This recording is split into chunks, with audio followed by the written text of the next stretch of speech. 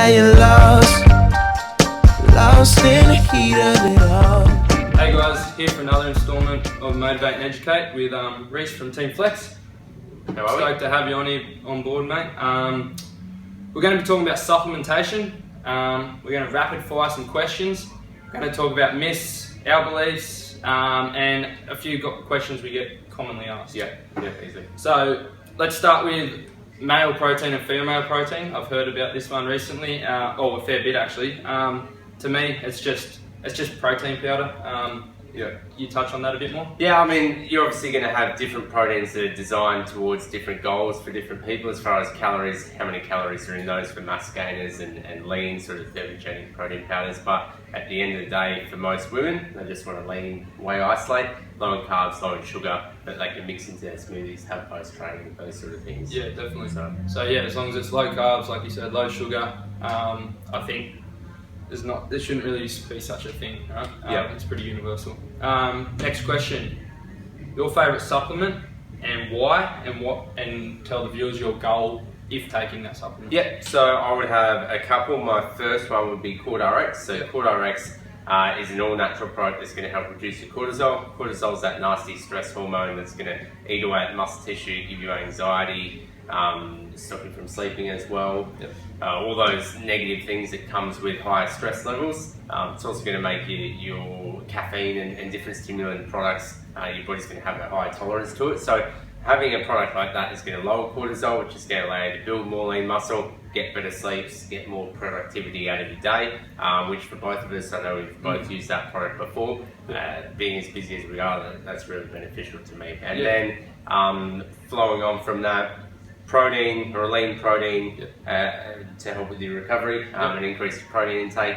A branched chain amino acid product, which is essentially building blocks of your muscles to help with your recovery, stop that muscle tissue from breaking down while you're training. And then glutamine, which we add in, which is going to boost the immune system. So far. Yeah. So there's a couple. Yeah, there's a couple. Basically, I think a thing you're trying to touch on with, you said a little bit, but all those are pretty related to big work days, which 90% of our viewers are going to have. Yep. Preventing muscle breakdown again, and sleep, which again is pretty underrated. That you actually build when you sleep, and you need rest to recover properly, and then again that CordRx will help with that. Yeah. Especially as neither of us put a real big amount into our sleep. So well, you get more done with that sleep. That's so. right. Yeah. So yeah, that's relevant to all you guys. What's one of the myths you feel is still going in the industry, and how can we try to break it for the viewers? The biggest one that we still get is that protein is going to make you bulky. Yeah. So we're eating extra protein, taking protein through protein powders, all this extra stuff is going to make me bulky. At the end of the day, protein isn't going to make you bulky at all. It's going to help with your recovery. It's going to stop you, keep you fuller for longer and stop you from craving those foods, those high sugary, high fat foods that are going to make you bulky. So the other thing is that protein is going to build muscle overnight like that.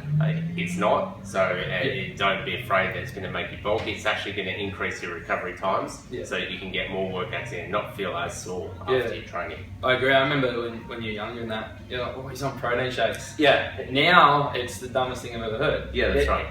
It's what, is he on chicken shakes or what? Like, you know what I mean? So again, we didn't touch on this at the start. Me and Reece are whole food advocates as well. Supplement is exactly what the name says. It's if you don't feel like you're getting it in your meals, and some supplements or some products you just can't get purely from meals. So we do suggest eating whole foods. Then when you can't, or you feel like you're lacking in something, supplements are amazing. I feel. Yeah, well, I mean, exactly. I get my living from selling supplements, but at the end of the day, whole food is going to be your foundation always. You start with whole food and you work from there. So they're supplements are not replacements. They're not designed to take anything out of your diet. They're designed to boost your diet where you fall short. Or also for those really busy people that struggle to get in all that nutrition from their whole foods, it helps with that. Convenient as well. Yeah, the convenience factor of it. Yeah. Convenience factor of being able to make a smoothie in the morning, throw a little bit of protein powder in. Speaking on that smoothie, someone that can't cook like myself, it's terrible. I'm not lazy at all except when it comes to food. Doesn't mean I eat bad, I still eat good, but a quick smoothie bowl for you guys. Chuck frozen berries or fresh ones, banana, a scoop of protein powder, ice, blend it, takes literally 2 minutes, and then chuck some oats in it or granola or whatever. It takes 2 seconds or 2 minutes. But yeah, if I can do it, you guys can do it. It tastes amazing too. 2 more things we'll quickly fire out. Post-workout, I feel that back in the day it was like a massive bodybuilding thing, and it still is, but I think everyone can take a massive, learn something from this. So the window of opportunity, if you haven't heard of it, guys, it's that 20 to 40 minutes after a workout. It's where you can maximize your most nutrient intake in that 40 minutes. So that's when you can load up on your glutamine, creatine, whatever, BCAAs you sip on while you train as well. Yeah. And everyone's going to have different things, but basically you can absorb more nutrients in that time than any other. But like we were talking about before, 6 hours. Yeah, so for me, obviously post-workout is that time where your body's craving all those nutrients. Yeah. But for me, it's the 6 hours around training. So that pre-workout meal leading into the nutrition that you give your body while you're training, your BCAAs and those sort of things, and then the post-workout shake and going home and eating that meal. So it's crucial about getting the right nutrients and the right nutrient timing around that 6 hours around training. Yeah. And then the other 18 hours of the day, not so important about getting everything exactly 100% time to the T. Yeah. So if you go 4 hours in between a meal because that's how it works with the job, that's fine, as long as you get your allocated amount of food in for the day. Yeah, happy days. Yeah, exactly. That's a good point. We want to try to space them out, but it doesn't mean that you can't have 2 meals within the hour or 2 hours. If you need to play catch up, that's part of life. That happens. That's another point I want to talk about quickly is basically if you go to bed at 8 o'clock and wake up at 8 o'clock, right? It's not many people, but some people do. That's 12 hours without food. I think this is a massively underutilized thing and it's a myth that people think that you should stop eating at 5 o'clock or 6 o'clock or something like that. Basically, when we don't eat for that 12 hours or 10 hours or 8 hours, our body's in starvation, and not only do we lose water, but we also, our body's storing fat because it's not getting fed, it's freaking out a little bit. So I think one thing we need to touch on is to not stop eating the food after 5 o'clock. That's a crazy myth, I believe. What's your take on it? It's similar.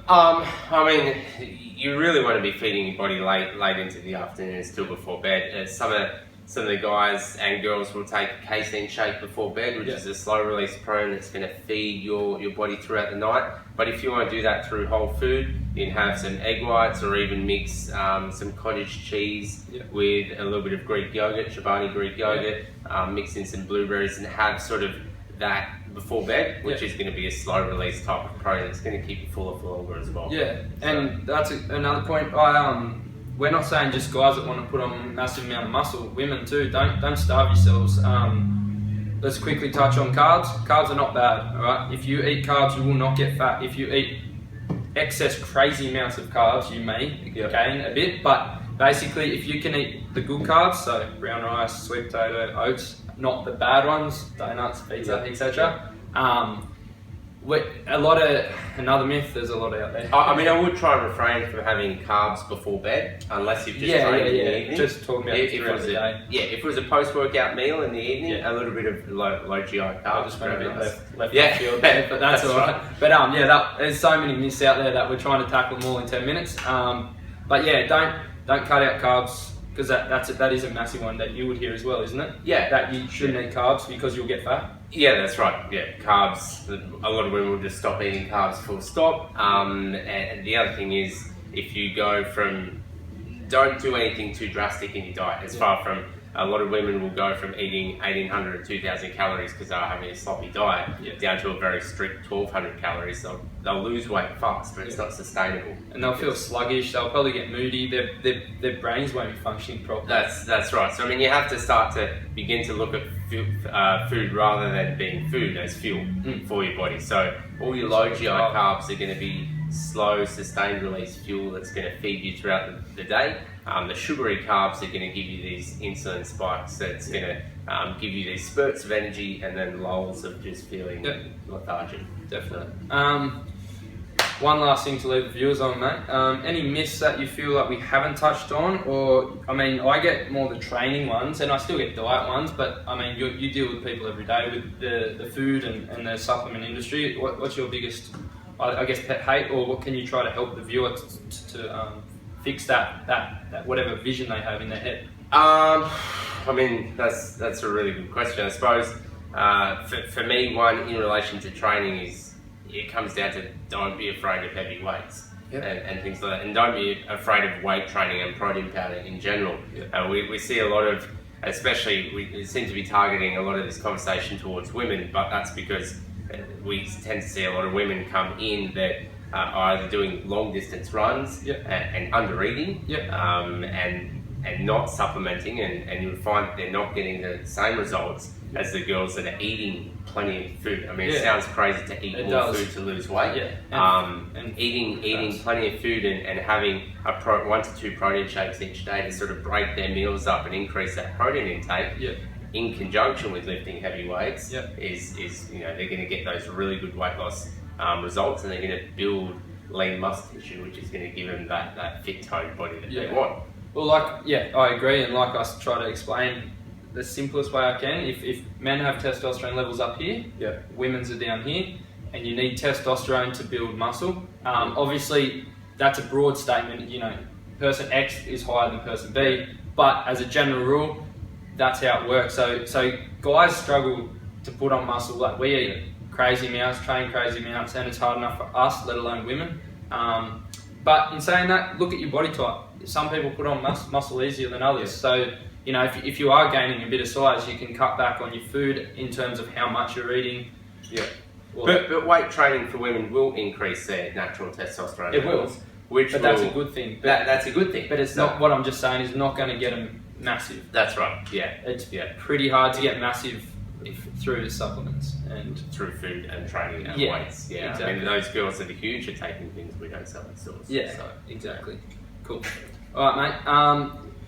You can find Reece in Albion Park and Woonona. Yep, cool. Come check it out. It's pretty awesome, mate. This new shop looks awesome. So we've got a little extension that we're sitting in now, which is quite good. We've also got all the social media: Facebook, Instagram, Snapchat, Team Flex Australia. I'll whack it up for you. But yeah, try get in here, guys. It's a bit of like an in-store experience. It's a bit different to other shops, I believe, and a lot of people do. That's why you're good at what you do. So come in, have a bit of an experience, and Reece will take time out of his day to help you. Thanks, guys. Thanks, appreciate it.